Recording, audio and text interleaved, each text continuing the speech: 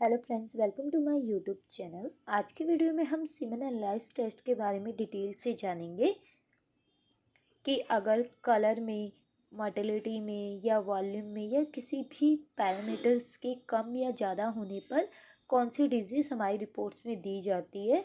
Means नॉर्मोजोस्प्रेमा colour के कम या ज़्यादा होने पे या नॉर्मल होने पे दिया जाता है, या एस्प्रेमा, हाइपोस्प्रेमा, एजोस्प्रेमा, ओलिगोजोस्प्रेमा, एस्थ्रेनजोस्प्रेमा, टेराटोजोस्प्रेमा, ओलिगैटोएस्ट्रेन, ट्रिटोजोस्प्रेमा, निक्रोजोस्प्रेमा या लिकोसिटिक स्प्रेमा किन कंडीशंस में दिया जाता है। मीन्स सीमेन एनालाइज की रिपोर्ट्स में किस पैरामीटर के कम या ज़्यादा होने पर यह डिजीज़ होती है।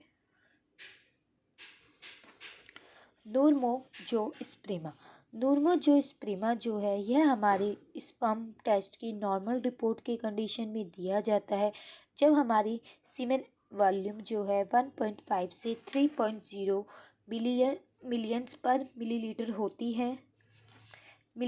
होती है, तो यह आपकी रिपोर्ट्स में दिया जाता है। अगर टोटल स्पर्म काउंट की वैल्यू 15 से 150 मिलियन मिल्स पर दी जाती है तब यह आपकी रिपोर्ट्स में दिया जाता है नॉर्मल रिपोर्ट्स की कंडीशन में। मोटिलिटी की बात करें तो मोर देन 40 होनी चाहिए एंड स्पर्म मॉर्फोलॉजी जो है मोर देन 60 होनी चाहिए। उस कंडीशन में नॉर्मोजोस्प्रेमा दिया जाता है कि सीमेन एनालाइज की नॉर्मल रिपोर्ट्स में दिया जाता है।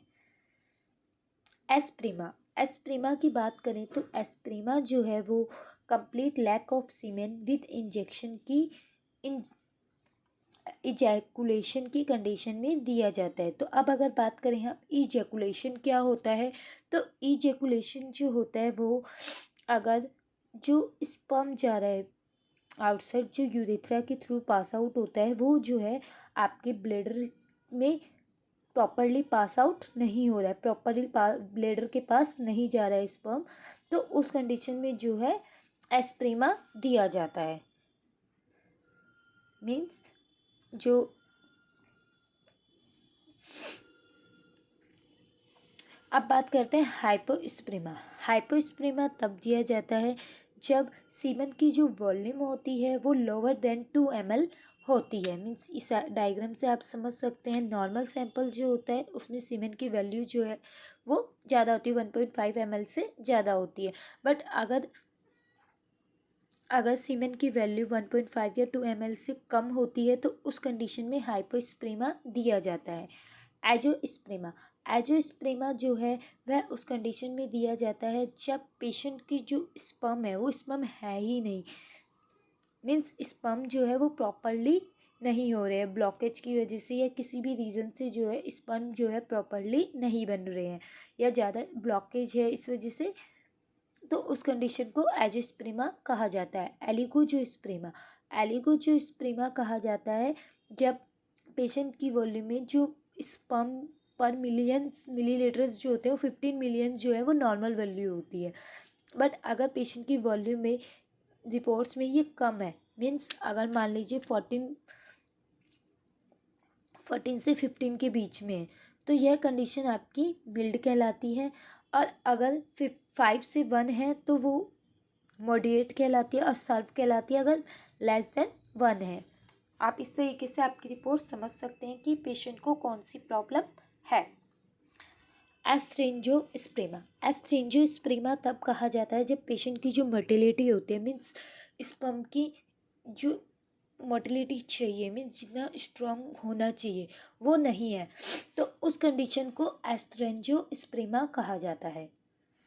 फिर बात करते हैं ट्रेटाजोस्प्रेमा होता है कि जो स्पर्म की शेप है वो कैसी है। नॉर्मल स्पर्म की शेप जो है वो ऐसी होती है, आप देख सकते हैं। और या कहीं हेड जो है हेड डिफेक्टेड तो नहीं है, हेड अलग अलग शेप के आ रहे हैं या एक ही 2 हेड निकले हुए हैं। एक्रोस्मोलर ये दिया गया है। Mid pieces defect, tail defect, ये सारे आप डिफेक्ट देख सकते हैं कि अगर स्पर्म शेप में डिफेक्ट होता है तो। अब बात करते हैं ओलिगो एस्थ्रेन टेराटोजोस्प्रेमा। ये जो होता है इसमें क्या होता है, लो क्वांटिटी होती है और मोटिलिटी जो होती है वो भी बहुत बेकार होती है। तो इस कंडीशन को कहा जाता है ऑट भी कहा जाता है। फिर बात करते हैं निक्रेजोस्प्रेमा। निक्रेजोस्प्रेमा में जो होता है वो पेशेंट की जो स्पर्म और सीमेन सैंपल जो होते हैं, मीन्स जो स्पर्म जो बन रहे होते हैं ना वो डेड स्पर्म बन रहे होते हैं, मीन्स शुक्राणु जो मरे हुए जो हैं वो होते हैं। तो उस कंडीशन में क्या होता है, पेशेंट को फर्टिलाइजेशन में भी बहुत प्रॉब्लम होती है। मोटिलिटी ख़राब हो सकती है, वैलिडिटी ख़राब हो सकती है इस कंडीशन में। लिकोसेटिक स्प्रेमा की मतलब होता है कि पेशेंट की जो सीमेन है उसके साथ साथ वाइट ब्लड सेल्स भी आ रही हैं। तो उस कंडीशंस में भी फर्टिलिटी में काफ़ी प्रॉब्लम देखने को मिलती है। वाइट ब्लड सेल्स जो है वो प्रेजेंट होती हैं।